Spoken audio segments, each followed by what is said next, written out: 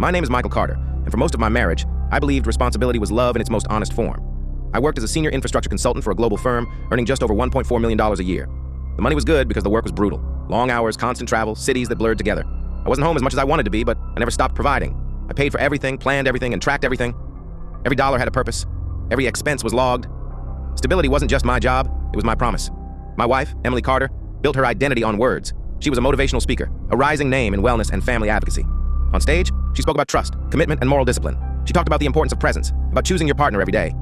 Off stage, her career barely earned $40,000 a year, but the image demanded far more. I covered $12,000 a month for venues, branding, assistance, and travel.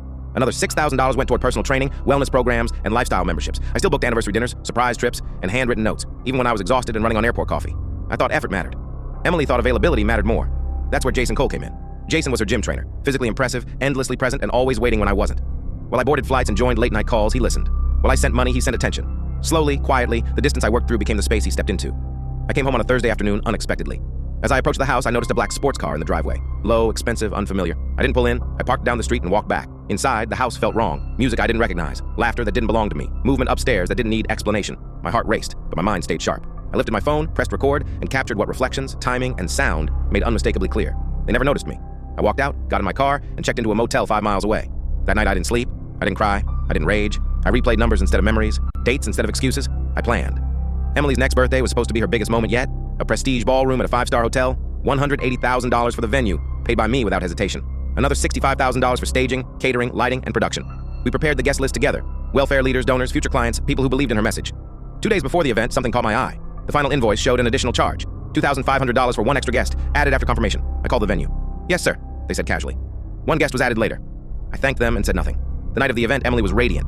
She moved through the room like someone who believed she was untouchable. Applause followed her. Smiles came easily. Jason stood near the back, confident, relaxed, certain he was invisible. When it was time to cut the cake, I took the microphone. I smiled and told the room I wanted to celebrate Emily's journey, her dedication to people, her values, her ability to connect and inspire. The screen lit up with photos and clips from her work. Applause filled the ballroom. Then the video changed. At first confusion, then recognition, then silence so complete it felt physical. Gasps spread across the room. Conversations died mid-sentence. Phones came out instinctively. The woman who preached integrity now stood exposed in front of everyone who believed her. Faces turned away. Donors whispered. Clients stepped back. Jason moved toward the exit. Someone said his name. Someone else recognized him. The room shifted, and the same crowd that applauded moments earlier closed ranks. By the time he reached the door, his reputation had already collapsed. Within days, his gym cut ties. Clients vanished. His business didn't survive the week. I returned to the stage one final time. I handed Emily an envelope. Inside were the divorce papers. Every dollar accounted for. Every lie revealed. I didn't raise my voice. I didn't argue. I didn't explain. I walked out of the ballroom alone, finally unavailable, finally done. Some people think silence means weakness. Some confuse patience with permission. They're wrong. I wasn't absent. I was watching.